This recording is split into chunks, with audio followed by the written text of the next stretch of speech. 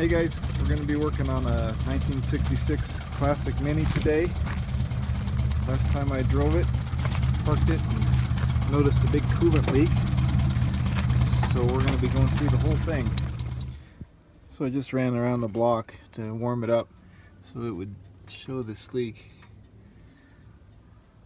So the water pump is here, attached to the same shaft as the fan. And the leak, I think, originates there. I don't see it coming from the radiator hose attachment here, although that radiator hose looks pretty rough, so we're going to replace that. We're going to replace the upper hose too. It's showing wear. As far as I know, that radiator hasn't been serviced or flushed in over 30 years, so since we're going to be working with the coolant system, we're going to address that too. One thing about antifreeze, I've heard that dogs love it and it's toxic to them, so we're going to be sure we dispose of that properly. So the engine's cooled down now. Here's the drain cock on the radiator. Just loosened it with a pair of pliers. This will drain the radiator now.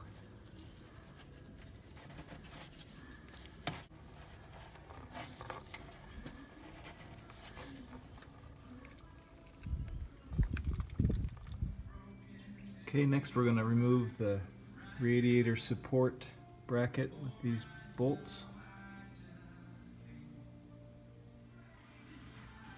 Next we're going to remove these bolts that hold the cowling in place. 3 on the front, there's 3 on the back.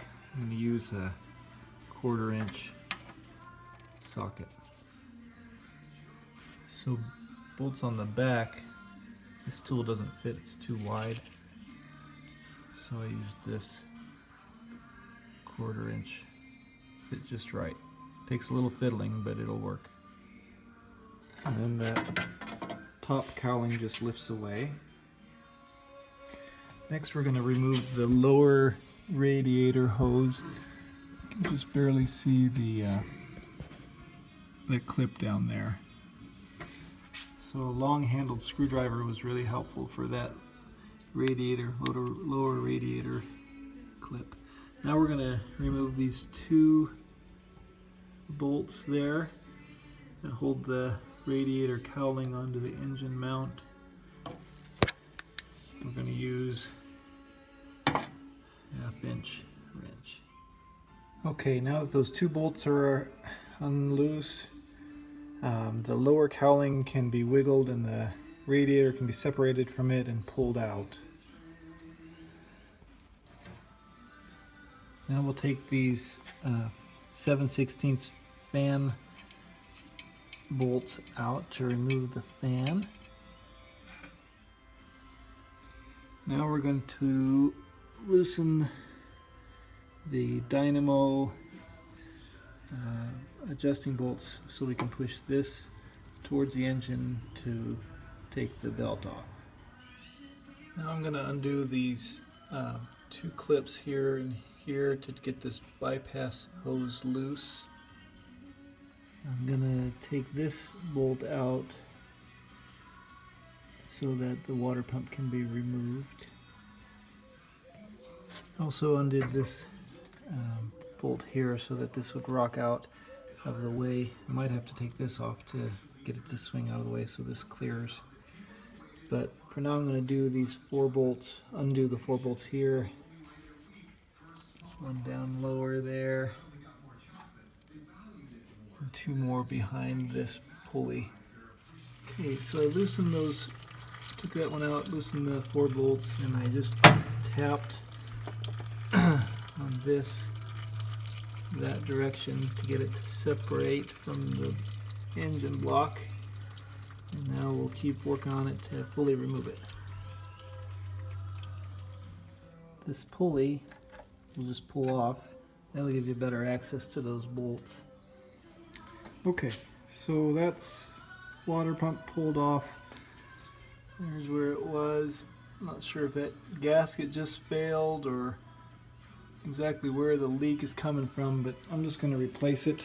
See, they're not very expensive and there's some upgrades available. Maybe that's the problem there, I don't know. That could be it.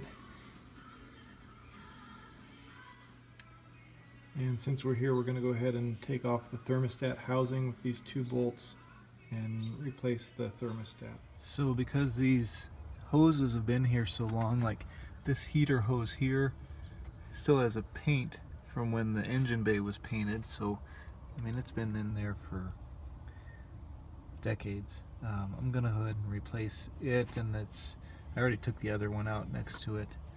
So this hose runs through the firewall here and then attaches to the heater in the cab of the car. So we'll unhook both ends, pull it out, and replace it. Okay, so inside the car here, I've attached this hose. It used to have one of these kinds of clips. I find these really difficult to work on. They try to squeeze those together and it just twists on you. So I went ahead and put a regular kind of hose clip on there. And then this one, the upper one, goes to the passenger side of the engine. This lower one that's going to attach down there, that one goes to the radiator bypass hose. Okay, so we're all hooked up now. Just a couple points in here. When we're all finished, this had a clamp on it, and I arranged it so that this hose doesn't rub against this sharp edge and vibrate and eventually maybe wear through. I've got carpet down. I didn't want to pull that all out, so I just put some towels over the floor to protect it. When I pulled these old hoses off, you know, quite a bit of antifreeze drains out of that heater, so it's good to have a jar and some towels there. The thing I like about these hose clamps too is you can use the hex head and you get a really positive attachment there. It doesn't slide around, you don't keep missing like you do with a flathead screwdriver. So I really like those kinds of clamps better. Okay, so reassembly. First thing is I'm gonna hang this new gasket on these pins.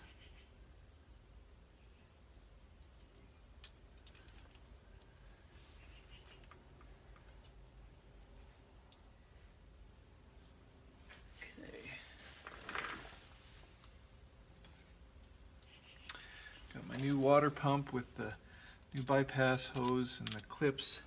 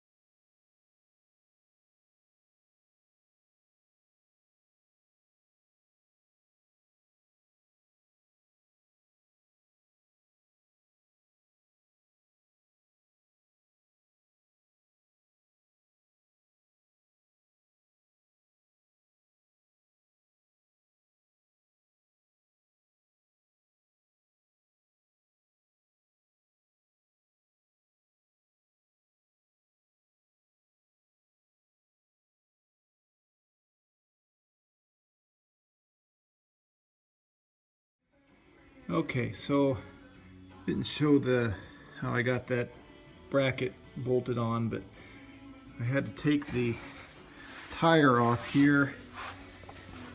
There's this small window that gives you access to the bolts with a couple fingers, so I ended up kind of sticking my right hand in here and my left hand in here with a 1/2-inch wrench, gear wrench, this one, and took a while, but I got them tightened down. So now we'll try to get the fan in place.